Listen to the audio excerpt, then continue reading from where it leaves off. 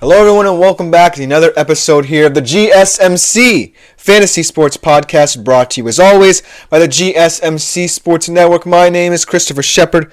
Welcome to yet another show. Happy Tuesday to you all. And we should have another great show ahead for you today, starting off by recapping that game that took place last night. I know we still have to go over it, even though it was not the best of primetime games in Texas. Then we look to the waiver wire, though, and that could be a fun little thing. A lot of interesting players still out there potentially to pick up for your fantasy playoff push, or whether you want to bolster your team ahead of the fantasy playoffs to further cement your status as potential winner of your league. Then I'm going to be continuing my positional rankings for Week 12, my running backs and wide receivers. I'm concluding today's show with my fact versus fiction segment. Some claims that I came up with that either can be justified ahead of this week or should be debunked. But without further ado, before we get into today's show, I do want to remind you that if you want to view more content such as this or more exclusive short content on our YouTube channel, consider liking, following, and subscribing to the show in the network. But if you want to interact more directly throughout our shows, consider making yourselves available to the Super Chat, Super Thanks, and Super Stickers features here on YouTube. Great way to contribute and interact with the show. You can do three things. Go to our website, gsmcpodcast.net. Leave a tip or donation there. Or you can do it through YouTube by clicking that $sign in your chat box in the comments section. Or if you don't feel like that, maybe you can just comment anything you want throughout the show. I will be glad to read your opinions on air as the show progresses. It just makes it that much better, more interesting, more interactive, gets you guys, our biggest supporters, involved, most importantly. But without further ado, let us jump into today's show. Starting off, of course, we have to recap last night's game. It was not the best of games by any stretch of the imagination, but there were some positives here. Not necessarily a lot of them, but there were a lot of positives to take away, even for both teams. I know it's funny to say considering the Cowboys looked pretty inept last night on both sides of the football, more so the offense. But I was still kind of intrigued by some things I saw that worked within the Dallas system. Not saying it will win them football games this year, but if they want to regroup and go about it next year and try and make a playoff push with a healthy Dak and a healthy CD, then there are some positive things that can take away from a game like this. And the Texans, on the other hand, we're glad that they got this kind of blowout win, but it wasn't necessarily the most convincing win that the Texans could have hoped for in this game. Because while, yes, if you're D'Amico Ryans, you're pleased with your defense, and we'll talk about them in this segment, you can't necessarily be pleased with the offensive struggles, especially in the second half of that football game.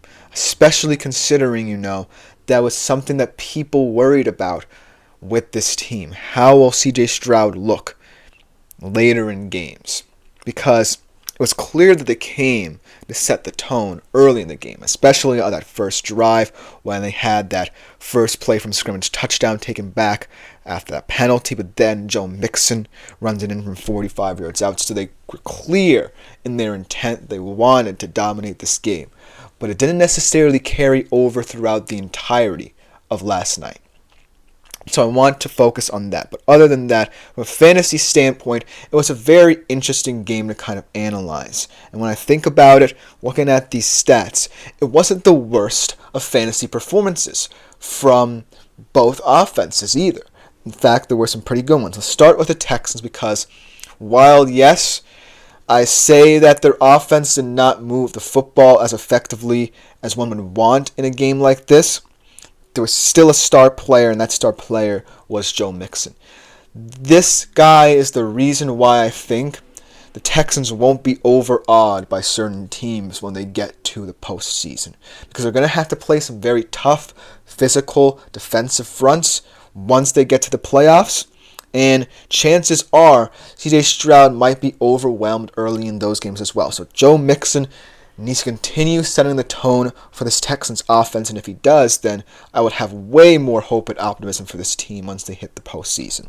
20 carries, 109 yards, 153 yards from scrimmage, 3 touchdowns, and 35.3 fantasy points. The clear star of the night, and the big difference in this game, because when I look at Dallas' sideline, potentially they could have made this game closer than it appeared had they had a competent running back or a competent running game to start with.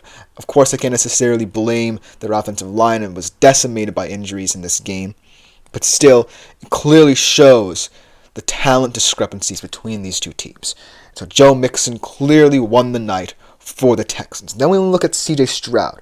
This is where it kind of gets a little disappointing. 23 of 39 passing, 257 yards, 1 interception, 10.88 fantasy points. And while it certainly wasn't his worst game by any stretch of the imagination, because he got the job done, he kept this offense mostly on schedule throughout the game, it wasn't a quote-unquote winning performance. Had this been a team like the Bills, like the Chiefs, like the Steelers, this performance would not have cut it. He got lucky against a Cowboys team that actually did kind of slow down this Texans offense at certain moments, and it could have been a much higher point total for the Texans had Stroud chipped in a couple of touchdowns. It wasn't necessarily to blame for most of the game, because I think that a lot of that was down to reincorporating Nico Collins into this lineup, trying to figure out, okay, how are we going to come up with different route concepts again, get back to that kind of structure, but still there's no excuses for not beating up on a team that's already dead this season. So that's why I can't necessarily erase this performance, especially from a fantasy perspective, from my mind, because now more doubters will heap on the pressure onto C.J. Stroud, and until he delivers, I might have to agree with them, because this has not been the sophomore season in the NFL that C.J. Stroud fans or Texans fans probably expected. And now we're starting to see that even in games of this nature, where you feel like he can have a big one, he kind of did not step up to the plate in this one, and so that leaves a little bit of concern. But another star for the Texans I have to give to the defense. This unit played fantastically. Yes, it was the Cowboys. Yes, it was Cooper Rush. But it was still an all-around dominant performance from this defensive front. Whether it be to Nico Autry, Danielle Hunter, Will Anderson generating pressure, everyone in this Texans defensive front performed magnificently. 5 sacks, 1 touchdown, 1 interception, 1 fumble recovery, 17 fantasy points. And this is the unit that's clicking for D'Amico Ryans in his second year. The offense might be a little bit shaky right now, but the defense is going to take this football team far, because they're right there in the AFC hierarchy when it comes to defenses. I would go, the Steelers are probably the best defense in the AFC, but then they're right there with the Bills, maybe even better than the Bills in terms of talent on paper. Yes, this was an offense that definitely would not have tested them, but I still feel like they're proving that they've steadily improved from where they were at the start of the D'Amico Ryans era to now.